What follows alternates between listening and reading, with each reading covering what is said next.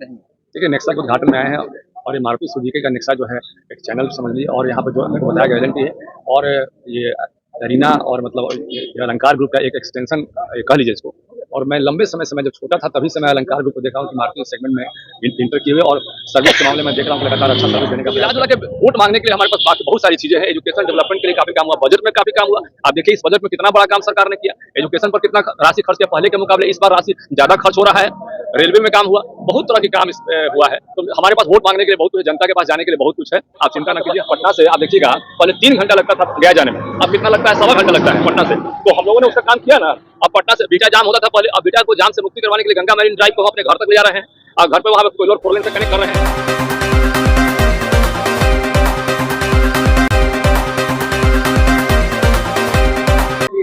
आज नेक्सा के उद्घाटन में आए हैं, क्या कुछ कहेंगे? देखिए, नेक्सा के उद्घाटन में आए हैं और ये मारुति सुजुकी का नेक्सा जो है एक चैनल समझ लीजिए, और यहाँ पे जो मेरे को बताया गया एजेंटी है, और ये अरीना और मतलब ये अलंकार ग्रुप का एक एक्सटेंशन कह लीजिए इसको। और मैं लंबे समय से, मैं जब छोटा था तभी से मैं अलंकार ग्रुप को देख रहा हूँ कि मार्केटिंग सेगमेंट में इंटर किए हुए, और सर्विस के मामले में देख रहा हूँ कि लगातार अच्छा सर्विस देने का प्रयास करती है। और हमारा शुभकामना है कि विक्रम एरिया में मारुति सुजुकी का ये पॉइंट खुला है। मेरी पूरी शुभकामना है कि अच्छा है चले। और सारे अधिकारियों से मेरी बात हुई है, इन लोगों ने कहा है कि ये तो एक सिंबॉलिक खुला है, इसके बाद एक बड़ा वर्कशॉप भी खुलेगा ताकि इधर के लोगों को बाहर नहीं जाना पड़े। तो मेरी पूरी शुभकामना है नेक्सा ग्रुप को, और खासकर अरीना को, और खासकर मतलब अलंकार ग्रुप कह लीजिए, जो अलंकार ग्रुप का ही एक्सटेंशन है, तो उसका अलंकार ग्रुप को मेरा पूरा शुभकामना है। 2-3 गाड़ियाँ हमको बड़ी अच्छी लगती है। एक तो मारुति की गाड़ी अच्छी लगती है, एक टोयोटा की गाड़ी अच्छी लगती है। अब खुद हम चलते हैं, 4 से 4 तो बंद हो गया, ठीक है। तो जीवन जी, क्या कहेंगे? बिहार विधानसभा चुनाव भी आ रहा है और विक्रम विधानसभा में कहीं न कहीं आप बीजेपी से एमएलसी हैं, तो वोट मांगने जरूर आएंगे, और आप विक्रम के आस पड़ोस के ही हैं, परियों के रहने वाले हैं। विक्रम की जो हालात है, ट्रामा सेंटर है, डाक बंगला है, किसानों की समस्या है, इन सबको कैसे देखते हैं? जब आप जनता के बीच वोट मांगने जाएंगे तो आखिरकार इन समस्याओं के बारे में क्या सोचते हैं? देखिए, ट्रॉमा सेंटर का आपको याद होगा कि ट्रॉमा सेंटर के लिए जब आंदोलन हो रहा था, उस आंदोलन में हम भी आए थे, और ट्रॉमा सेंटर आज जो है आज बनने की स्थिति में आ गया है। तो ट्रॉमा सेंटर का तो कार्यक्रम एक तरह समझिए कि आगे बढ़ रहा है।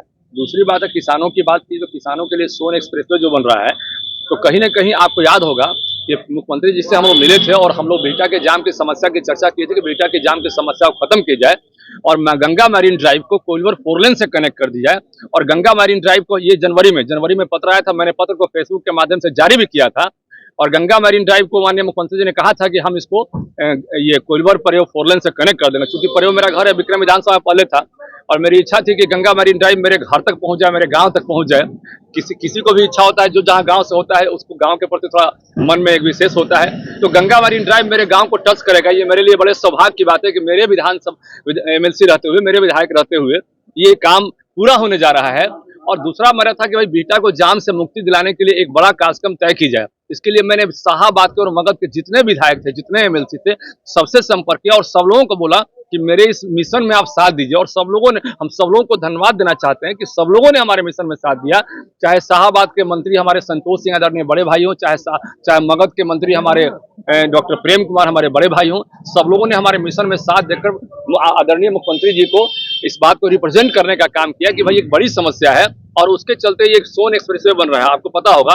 और एक काम, क्योंकि हम शाहाबाद के भी एमएलसी हैं, तो शाहाबाद के लिए हमने ये कोइलवर से लेकर पूरा एकदम बक्सर तक जो है लगातार एक अलग से रूट जा रही है। एक अलग से रूट का एक बनेगा, जो पहले से मतलब कि वो सिंचाई विभाग के पास वो था, बांध तटबंध था, तो तटबंध पर एक अलग रोड बनेगा, वो कालीकरण होगा, तो एक अलग रास्ता बना रहे हैं वहां पे, ताकि कोई समस्या नहीं है पटना से बक्सर जाने के क्रम में, पटना से बीटा आने के क्रम में। और बीटा तो मतलब गंगा मैरीन ड्राइव से होकर बीटा एक एलिवेटेड रोड भी इंटर कर जाएगी, और पहले से एक एलिवेटेड रोड बन रहा है। तो मिला जुला के, और विक्रम की बात मैंने बताया ही, तो मिला जुला के देखा जाए तो पूरा एरिया में सरकार ने काफी काम किया है, और चारों तरफ रोड का विकास हो रहा है। तो अब क्या चाहिए? किसानों के फायदा के लिए सरकार ने एमएसपी का, देखे आपने एमएसपी में कितना राशि 22,000 करोड़ रुपए एमएसपी में दिया। एक किस्त में हम प्रधानमंत्री जी के कार्यक्रम में खुद वहां उपस्थित थे, हम वहां से खुद ही सारा चीज देख रहे थे। किसानों के लिए काफी काम हुआ है। तो मिला जुला के वोट मांगने के लिए हमारे पास बाकी बहुत सारी चीजें हैं। एजुकेशन डेवलपमेंट के लिए काफी काम हुआ, बजट में काफी काम हुआ। आप देखिए इस बजट में कितना बड़ा काम सरकार ने किया, एजुकेशन पर कितना राशि खर्च किया, पहले के मुकाबले इस बार राशि ज्यादा खर्च हो रहा है।